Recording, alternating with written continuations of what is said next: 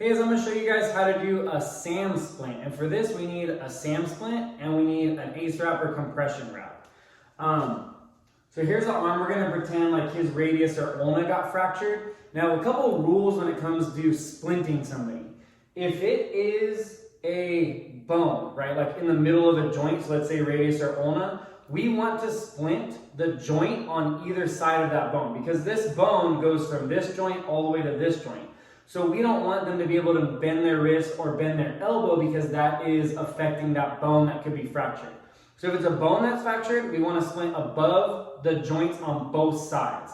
If it's like a dislocation, so let's say he dislocated his elbow, then we can just go about halfway up the elbow and about halfway down the elbow and just splint the elbow itself. So those are the two kind of rules when it comes to splinting. So again, in this video, I'm going to show you how to do a SAM splint. This is just a folded up splint. We can unfold this, and it's kind of bendable, but it's a little bit rigid at the same time. So for a wrist, obviously I'm going to keep them in whatever position they were fractured in or whatever feels most comfortable. For something like this, I can move this into this kind of a position where I have the round part here and the flat part kind of out like this, and I can kind of mold it onto my own arm maybe. Remember, the rule for a fracture is I want to get above the wrist and above the elbow. So what I'm going to try to have him do is get this part on his arm, and I'm going to get this above the elbow. So I'm going to form this on my own arm, and then what I'm going to do is transfer it over to his arm as best I can. And you just want to get it on as best we can. And then I'm going to take my ace wrap or compression wrap, and I'm going to wrap this around snugly, but not too tightly where I'm going to cut off circulation or anything like that, blood flow to the fingers. But I want to make sure I get up here above the elbow so you can't bend his elbow very well.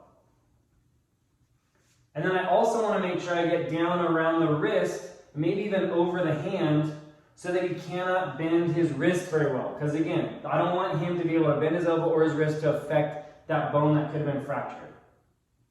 So once I get this all wrapped up, I can use the two metal clips that come with the compression wrap, or I can just tape this on. The last thing I want to show you guys is something called cap refill. So we want to always leave the nails open.